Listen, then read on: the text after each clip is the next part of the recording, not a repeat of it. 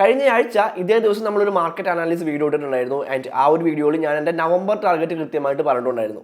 November മാസം ഏത് രീതിയിലാണ് അല്ലെങ്കിൽ ഏതൊരു പ്രൈസ് വരെ ബിറ്റ് കോയിൻ എത്താമെന്നുള്ള കാര്യങ്ങൾ ഞാൻ ആ ഒരു വീഡിയോയിൽ വളരെ വിശദമായിട്ട് തന്നെ പറഞ്ഞിട്ടുണ്ടായിരുന്നു. ആൻഡ് ഒരാഴ്ച കൊണ്ട് തന്നെ ആ ഒരു പ്രൈസിലേക്ക് ബിറ്റ് കോയിൻ എത്തിയിരിക്കുകയാണ്. നമ്മുടെ ആ ഒരു ടാർഗറ്റ് നമ്മൾ അച്ചീവ് ചെയ്തിരിക്കുകയാണ്. അപ്പോൾ ആ ഒരു വീഡിയോ കുറച്ച് പേർക്കെങ്കിലും ഉപകാരപ്പെട്ടിട്ടുണ്ടാവുമെന്ന് വിശ്വസിക്കുകയാണ്. അങ്ങനെ ഉപകാരപ്പെട്ടിട്ടുണ്ട് എന്നുണ്ടെങ്കിൽ തീർച്ചയായിട്ടും താഴെ കമൻറ്റ് ചെയ്യുക. ഓക്കെ, അപ്പോൾ ഇന്നത്തെ ഈ ഒരു വീഡിയോയിൽ നമ്മൾ ഇനി അങ്ങോട്ടുള്ള ദിവസങ്ങളിൽ ഈ ഒരു നവംബർ മാസത്തിൽ ഇനി അങ്ങോട്ടുള്ള ദിവസങ്ങളിൽ ഏതൊക്കെ രീതിയിലുള്ളൊരു മൂവ്മെൻ്റ് ആണ് നമുക്ക് ബിറ്റ് കോയിൻ പ്രതീക്ഷിക്കാനായിട്ട് സാധിക്കുക എന്നുള്ള കാര്യങ്ങളാണ് നമ്മൾ പറയാനായിട്ട് പോകുന്നത്.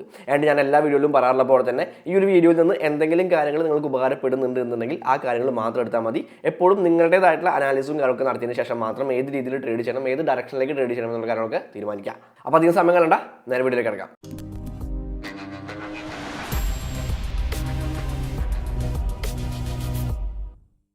അപ്പോൾ നമുക്ക് പതിവ് പോലെ തന്നെ കോയിൻ മാർക്കറ്റ് ക്യാപ്പിലെ കുറച്ച് വിശേഷങ്ങൾ പറഞ്ഞുകൊണ്ട് തന്നെ തുടങ്ങാം. The global crypto market cap is $1.41 trillion. ഒരു $1.41 ട്രില്യൺ ഒരു മാർക്കറ്റ് ക്യാപ്പാണ് നമുക്ക് ഇപ്പോൾ കാണാൻ സാധിക്കുന്നത്. ഒരു 0.45% ഇൻക്രീസ് ആണ് ഗ്ലോബൽ ക്രിപ്റ്റോ മാർക്കറ്റ് ക്യാപ്പിലൂടെ സംഭവിച്ചിട്ടുള്ളത്. And total crypto market volume over the last 24 hour നോക്കുകയാണെങ്കിൽ 68.85 ബില്യൺ ആയിട്ട് അത് കുറഞ്ഞിട്ടുണ്ട്. ഒരു 27.59% ഡിക്രീസ് ആണ് കഴിഞ്ഞ ഒരു ദിവസം കൊണ്ട് ടോട്ടൽ ക്രിപ്റ്റോ മാർക്കറ്റ് വോളിയത്തിൽ സംഭവിച്ചിട്ടുള്ളത്. ആൻഡ് ബിറ്റ് കോയിൻ ഡോമിനൻസ് ഒരു 51.50 ആയിട്ട് അത് ഉയർന്നിട്ടുണ്ട്. ഒരു 0.40% ഇൻക്രീസ് ആണ് ബിറ്റ് കോയിൻ ഡൊമിനൻസിലും സംഭവിച്ചിട്ടുള്ളത്. ഓക്കെ, അപ്പോൾ ഫിയർ ആൻഡ് ഗ്രീഡ് ഇൻഡെക്സ് നോക്കുകയാണെങ്കിൽ 78 ആണ്. ഒരു ഗ്രീഡ് ആയിട്ടുള്ള ഒരു ലെവലിലാണ് നമ്മളിപ്പോൾ നിൽക്കുന്നത്. ആൻഡ് താഴേക്ക് വന്നു കഴിഞ്ഞിട്ടുണ്ടെങ്കിൽ ബിറ്റ് കോയിൻ്റെയും മറ്റുള്ള ഓൾട്ട് കോയിൻസിൻ്റെയും കാര്യങ്ങൾ നോക്കുകയാണെന്നുണ്ടെങ്കിൽ ബിറ്റ് കോയിൻ അത്യാവശ്യം കഴിഞ്ഞ 7 ദിവസം കൊണ്ട് ഒരു 6.6% ഒരു ഇൻക്രീസ് ഉണ്ടായിട്ടുണ്ട്. എതേറിയം ഒരു 12% ഉള്ള ഒരു ഇൻക്രീസ് കഴിഞ്ഞ 7 ദിവസം കൊണ്ട് ഉണ്ടായിട്ടുണ്ട്. ആൻഡ് BNB ഒരു 7% ഒരു ഇൻക്രീസ് ഉണ്ടായിട്ടുണ്ട്. അങ്ങനെ സൊളാന നോക്കുകയാണെങ്കിൽ 35% ഇൻക്രീസ് ആണ് സൊളാനയിൽ സംഭവിച്ചിട്ടുള്ളത്. വളരെ ഹ്യൂജ് ആയിട്ടുള്ള പമ്പ് സൊളാനയിൽ സംഭവിച്ചിട്ടുണ്ട്. ആൻഡ് കഴിഞ്ഞ 24 മണിക്കൂറിൽ തന്നെ ഒരു 16.95% ഒരു പമ്പും സൊളാനയിൽ സംഭവിച്ചിട്ടുണ്ട്. അങ്ങനെ ഒട്ടുമിക്ക എല്ലാ ഓൾട്ട് കോയിൻസും ചെയിൻ ലിങ്ക് നോക്കുകയാണെങ്കിൽ 33.68% ഒരു മൂവ്മെന്റ് ചെയിൻ ലിങ്കിൽ സംഭവിച്ചിട്ടുണ്ട് കഴിഞ്ഞ 7 ദിവസം കൊണ്ട്. ആൻഡ് പോളിഗണിൽ ഒരു 22.79% മൂവ്മെന്റ് പോളിഗണിൽ സംഭവിച്ചിട്ടുണ്ട്. പോൾക്കാഡോട്ടിലും അത്യാവശ്യം നല്ല രീതിയിലുള്ള മൂവ്മെന്റ് സംഭവിച്ചിട്ടുണ്ട്. അങ്ങനെ എല്ലാ ഓൾട്ട് കോയിൻസും വളരെ ശക്തമായിട്ടുള്ള രീതിയിൽ മുകളിലേക്ക് പോയിക്കൊണ്ടിരിക്കുന്ന ഒരു കാഴ്ചയാണ് നമുക്ക് ഇവിടെ കാണാനായിട്ട് സാധിക്കുന്നത്. ആൻഡ് നമ്മുടെ ഡിസ്കോഡ് ഗ്രൂപ്പിലുള്ള ആളുകളാണെന്നുണ്ടെങ്കിൽ അവർക്കറിയാമായിരിക്കും നമ്മൾ കുറച്ച് ട്രേഡുകൾ ഷെയർ ചെയ്തിട്ടുണ്ടായിരുന്നു. ആൻഡ് നമുക്ക് കണ്ടിന്യൂസ് ആയിട്ട് ബാക്ക് ടു ബാക്ക് പ്രോഫിറ്റ്സ് ആയിരുന്നു നമ്മൾ കഴിഞ്ഞ ദിവസങ്ങൾ അല്ലെങ്കിൽ കഴിഞ്ഞ ഈ ഒരു മാസം നമ്മൾ ഷെയർ ചെയ്തിട്ടുള്ള എല്ലാ ട്രേഡുകളും നമുക്ക് പ്രോഫിറ്റ് അടിക്കുന്നത് കാണാനായിട്ട് പറ്റുന്നുണ്ട്. നമ്മൾ ഷെയർ ചെയ്തിട്ടുള്ള ട്രേഡുകളെല്ലാം തന്നെ പ്രോഫിറ്റ് അടിക്കുന്നത് കാണാൻ പറ്റുന്നുണ്ട്. സോ നമ്മുടെ ഡിസ്കോഡ് ഗ്രൂപ്പിലുള്ള നമ്മുടെ മെമ്പേഴ്സ് തീർച്ചയായിട്ടും പ്രോഫിറ്റ് ഉണ്ടാക്കിയിട്ടുണ്ട് എന്ന് തന്നെ വിശ്വസിക്കുകയാണ്. ആൻഡ് നിങ്ങൾക്ക് നമ്മുടെ ഡിസ്കോഡ് ഗ്രൂപ്പിൽ ജോയിൻ ചെയ്യണമെന്നുണ്ടെങ്കിൽ അതിൻ്റെ ഡീറ്റെയിൽസും കാര്യങ്ങളൊക്കെ ഞാൻ താഴെ ഡിസ്ക്രിപ്ഷനിൽ കൊടുത്തിട്ടുണ്ട്. അത് ചെക്ക് ചെയ്താൽ മതി. അപ്പോൾ നമുക്ക് നേരെ നമ്മുടെ ബിറ്റ് കോയിൻ അനാലിസിലേക്ക് അടക്കാം. ഇപ്പോൾ നമ്മൾ നിൽക്കുന്നത് ബിറ്റ് കോയിൻ്റെ ഒരു വീക്ക്ലി ടൈം ഫ്രെയിമുള്ള ചാർട്ടിലാണ്. ആൻഡ് ഇവിടെ നമ്മൾ ഒരുപാട് ലൈൻസ് ഒക്കെ വരച്ചിട്ടുണ്ട്. അതൊന്നും കണ്ട് നിങ്ങൾ പേടിക്കേണ്ട. ഞാനതെല്ലാം ക്ലിയർ ചെയ്തുകൊണ്ട് ആദ്യം മുതൽ എന്താണ് സംഭവം എന്ന് പറഞ്ഞുതരാം. ഞാനതെല്ലാം ഒന്ന് ക്ലിയർ ചെയ്യുന്നുണ്ട്. ഓക്കെ, അപ്പോൾ നമുക്ക് വളരെ ഇമ്പോർട്ടൻ്റ് ആയിട്ടുള്ള ഒരു റെസിസ്റ്റൻസ് ലെവൽ ഇവിടെ കാണാൻ പറ്റിയിട്ടുണ്ട്. നമ്മൾ മുൻപ് നമ്മുടെ മാർക്കറ്റ് അനാലിസിസ് വീഡിയോസിലെല്ലാം തന്നെ നമ്മൾ ഷെയർ ചെയ്തിട്ടുള്ള ഒരു ലെവലായിരുന്നു ഈ 24,000 മുതൽ 25,000 വരെയുള്ള ഈ ഒരു ലെവൽ എന്ന് പറയുന്നത്. കാരണം ഈ ഒരു ലെവൽ മുൻപ് ഒരുപാട് തവണ റെസിസ്റ്റൻസ് ആയിട്ട് ആക്ട് ചെയ്തിട്ടുള്ള ലെവലാണ്. ആൻഡ് അതിനുശേഷം ആ ഒരു ലെവൽ വളരെ ശക്തമായിട്ടുള്ള ക്യാൻഡിലോട് കൂടിയിട്ട് വളരെ ശക്തമായിട്ടുള്ള വീക്ക്ലി ക്യാൻഡിലോട് കൂടിയിട്ട് ഒരു ബ്രേക്ക് ഔട്ട് സംഭവിച്ചതിന് ശേഷം പിന്നീട് അത് വളരെ ഇമ്പോർട്ടൻ്റ് ആയിട്ടുള്ള ഒരു സപ്പോർട്ട് ഏരിയ ആയിട്ട് മാറുന്നത് കാണാൻ പറ്റുന്നുണ്ട്. ഓക്കെ, അപ്പോൾ ആ ഒരു സപ്പോർട്ട് ഏരിയയിൽ നിന്നാണ് ഈ ഒരു പമ്പ് ഈ ഒരു വളരെ ശക്തമായിട്ട് ഈ ഒരു ബുള്ളിഷ് മൂവ്മെൻറ്റ് ഇവിടെ നിന്നാണ് ഈ ഒരു ഏകദേശം ഒരു 46% ഒരു മൂവ്മെൻറ്റ് സംഭവിച്ചിട്ടുള്ളത് ഈ ഒരു സപ്പോർട്ട് ലെവലിൽ നിന്നാണ്. ഓക്കെ, ആൻഡ് ആ ഒരു ലെവലിന് ശേഷം ഈ ഒരു സപ്പോർട്ട് ലെവലിന് ശേഷം നമുക്ക് പിന്നീട് നമ്മളൊരു ഇമ്പോർട്ടൻ്റ് ആയിട്ടുള്ള ലെവലായിട്ട് നമ്മൾ കൺസിഡർ ചെയ്തിട്ടുള്ള ലെവൽ എന്ന് പറയുന്നത് ഈ ഒരു 30,000 എന്ന് പറയുന്ന ലെവലാണ്. ഓക്കെ, ഈ ഒരു 30,000 എന്ന് പറയുന്ന ഒരു ലെവലാണ് നമ്മൾ 30,000 മുതൽ 31,000 വരെയുള്ള ആ ഒരു ലെവലാണ് നമ്മൾ വളരെ ഇമ്പോർട്ടൻ്റ് ആയിട്ടുള്ള മറ്റൊരു റെസിസ്റ്റൻസ് ആയിട്ട് നമ്മൾ കൺസിഡർ ചെയ്തിട്ടുണ്ടായത്. കാരണം ആ ഒരു ലെവൽ ഇതിന് മുൻപ് ഇവിടെ വളരെ ഇമ്പോർട്ടൻ്റ് ആയിട്ടുള്ള ഒരു സപ്പോർട്ടായിട്ട് ആക്ട് ചെയ്തിട്ടുള്ള ലെവലാണ്. ഇവിടെ സപ്പോർട്ടായിട്ട് ആക്ട് ചെയ്തിട്ടുള്ള ലെവലാണ്. ആൻഡ് ആ സപ്പോർട്ട് ഏരിയ തന്നെ പിന്നീട് ഇവിടെ ചെറുതായിട്ട് ഒരു റെസിസ്റ്റൻസ് ആയിട്ട് ആക്ട് ചെയ്യുന്നത് കാണാൻ പറ്റുന്നുണ്ട്. ഓക്കെ, ആൻഡ് ആ ഒരു റെസിസ്റ്റൻസും വളരെ ശക്തമായിട്ട് പ്രൈസ് ഇവിടെ വളരെ ശക്തമായിട്ടുള്ള വീക്ക്ലി ക്യാൻഡിലോട് കൂടിയിട്ട് പ്രൈസ് ഇവിടെ ബ്രേക്ക് ചെയ്യുന്നുണ്ട്. ആൻഡ് ഇപ്പോൾ പ്രൈസ് നിൽക്കുന്ന ഈ ഒരു ലെവൽ നോക്കിക്കഴിഞ്ഞാൽ ഇപ്പോൾ പ്രൈസ് നിൽക്കുന്നത് വളരെ ഇമ്പോർട്ടൻ്റ് ആയിട്ടുള്ള മറ്റൊരു റെസിസ്റ്റൻസ് ലെവലിലാണ് നമുക്ക് പറയാനായിട്ട് പറ്റും. കാരണം ഇവിടെ മുൻപ് വളരെ ഇമ്പോർട്ടൻ്റ് ആയിട്ടുള്ള സപ്പോർട്ട് ഏരിയ ആയിട്ട് ആക്ട് ചെയ്തിട്ടുള്ള ലെവലാണത്. സോ ഇവിടെ പ്രൈസ് ഒരു റെസിസ്റ്റൻസ് ഏരിയ ആയിട്ട് ഇത് ആക്ട് ചെയ്യാനായിട്ടുള്ള സാധ്യതയുണ്ട്. ഓക്കെ, അപ്പോൾ ഈ ഒരു ലെവലും പ്രൈസ് ബ്രേക്ക് ചെയ്യുകയാണ് എന്നുണ്ടെങ്കിൽ ഓക്കെ, ഈ ഒരു 37,000 മുതൽ 37,800 വരെയുള്ള ഈ ഒരു ലെവൽ പ്രൈസ് ബ്രേക്ക് ചെയ്യുകയാണ് എന്നുണ്ടെങ്കിൽ നമുക്ക് പിന്നീട് പ്രതീക്ഷിക്കാൻ പറ്റുന്ന അല്ലെങ്കിൽ നമുക്ക് പിന്നീട് അടുത്ത ഒരു റെസിസ്റ്റൻസ് ഏരിയ ആയിട്ട് എടുക്കാൻ പറ്റുന്ന ഒരു ലെവൽ എന്ന് പറയുന്നത് ഈ ഒരു 40,000 എന്ന് പറയുന്ന ലെവലായിരിക്കും. ഓക്കെ, 40,000 മുതൽ 46,000 വരെയുള്ള ലെവലായിരിക്കും. അതായത് ഇവിടെ നമുക്ക് ഈ കാണാൻ പറ്റുന്ന ഈ ഒരു ലെവലായിരിക്കും നമുക്ക് അടുത്തതായിട്ടൊരു റെസിസ്റ്റൻസ് ഏരിയ ആയിട്ട് നമുക്ക് എടുക്കാനായിട്ട് പറ്റുന്ന ഈ ഒരു ഏരിയ ആയിരിക്കും.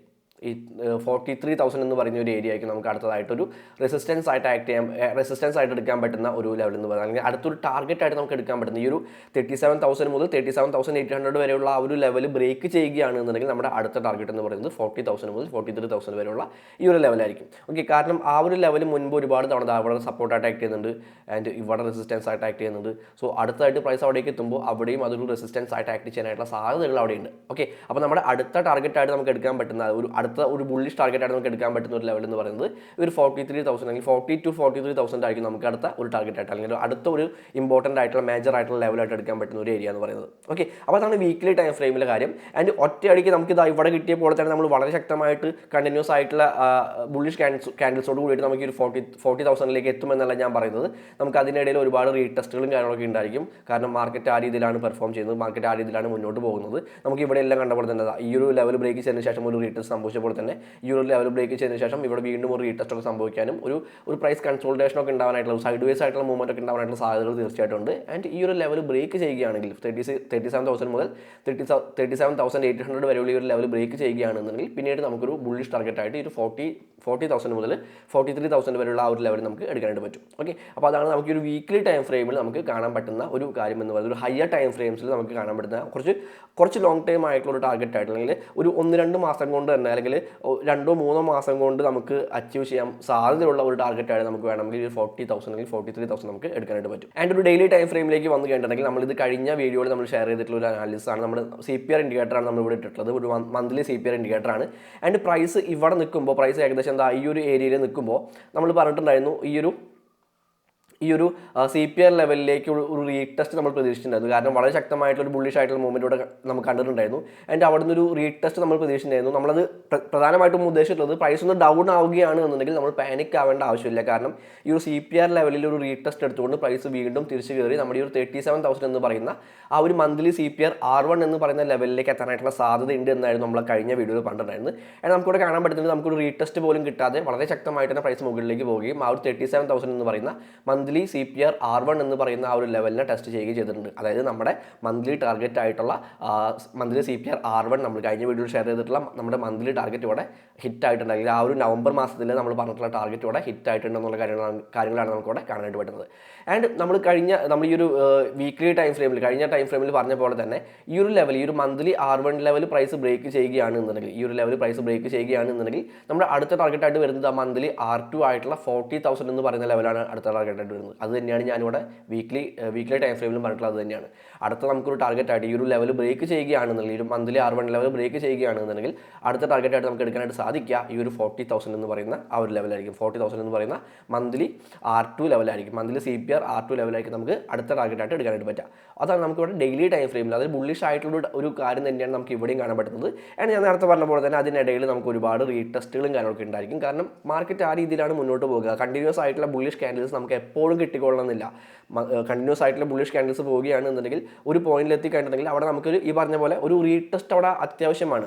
എങ്കിൽ മാത്രമേ നമുക്കതൊരു വളരെ ഹെൽത്തി ആയിട്ടുള്ള ഒരു ട്രെൻഡാണ് നമുക്ക് പറയാനായിട്ട് പറ്റുള്ളൂ. അപ്പോൾ നമുക്ക് ആ രീതിയിൽ ഒരു റീടെസ്റ്റ് ഇവിടെ അത്യാവശ്യമാണ്. ആൻഡ് ആ റീടെസ്റ്റ് കിട്ടിയതിന് ശേഷം മാത്രം ഇനി ട്രേഡ് എടുക്കുന്നതായിരിക്കും ഏറ്റവും ബെറ്റർ ആയിട്ടുള്ള കാര്യം. ഓക്കെ, ആൻഡ് ഒരു 12 അവർ ടൈം ഫ്രെയിമിലേക്ക് വന്നു കഴിഞ്ഞിട്ടുണ്ടെങ്കിൽ ഈ ഒരു അനാലിസിസ് നമ്മൾ കഴിഞ്ഞ വീഡിയോയിൽ ഷെയർ ചെയ്തിട്ടുള്ള കാര്യങ്ങൾ തന്നെയായിരുന്നു. കൃത്യമായിട്ട് നമ്മൾ ആ പറഞ്ഞ പോലെ തന്നെയാണ് പ്രൈസ് ഇവിടെ പോയിട്ടുള്ളത്.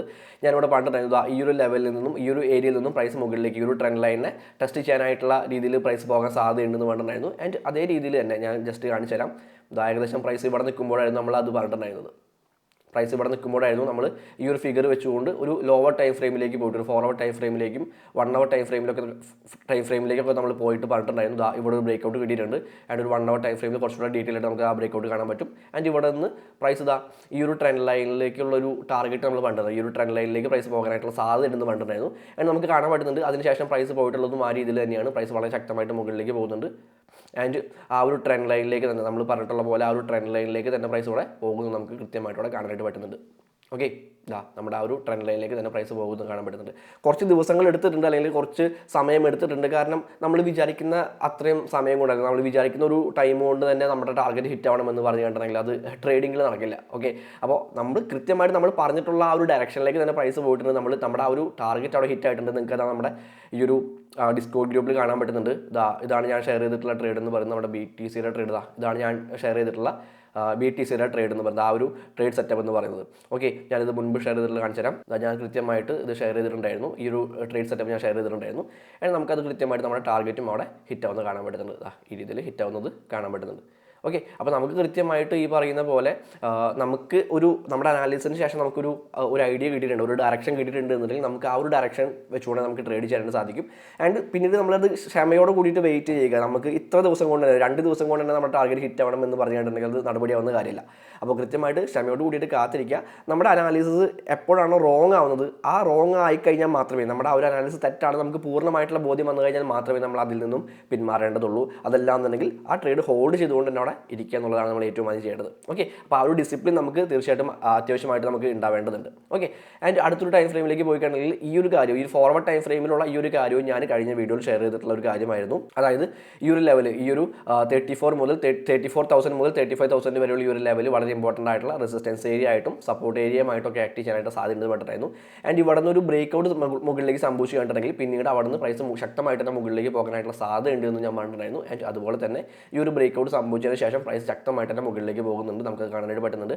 ആൻഡ് ഞാൻ ഒരു കാര്യം കൂടി പറഞ്ഞിട്ടുണ്ടായിരുന്നു, ഈ ഒരു ട്രെൻഡ് ലൈനിലേക്ക് താഴേക്ക് ഒരു ബ്രേക്ക് ഔട്ട് സംഭവിച്ചു കണ്ടിട്ടുണ്ടെങ്കിൽ നമുക്ക് പിന്നീട് അത് പാനിക് ആവേണ്ട കാര്യമൊന്നുമില്ല. നമുക്ക് പിന്നീട് ഒരു സപ്പോർട്ട് ഏരിയ ആയിട്ട് നമുക്ക് പ്രതീക്ഷിക്കാൻ പറ്റുന്ന ലെവൽ എന്ന് പറയുന്നത് ഈ ഒരു ലെവലായിരുന്നു. അതായത് 33,000 മുതൽ 30,000 വരെയുള്ള, അതാണ് നമ്മുടെ മന്ത്ലി CPR ലെവൽ എന്ന് പറയുന്നത്. ഓക്കെ, അപ്പോൾ ആ ഒരു മന്ത്ലി CPR ലെവൽ നമ്മൾ വളരെ ഇമ്പോർട്ടൻ്റ് ആയിട്ടുള്ള സപ്പോർട്ട് ലെവലായിട്ട് നമ്മൾ എടുത്തിട്ടുണ്ടായിരുന്നു. പക്ഷേ ആ ഒരു ഏരിയയിലേക്ക് എത്തിയില്ല. അതിന് മുമ്പേ തന്നെ പ്രൈസ് ശക്തമായിട്ട് തന്നെ മുകളിലേക്ക് പോകുന്നത് കാണാൻ പറ്റുന്നുണ്ട്.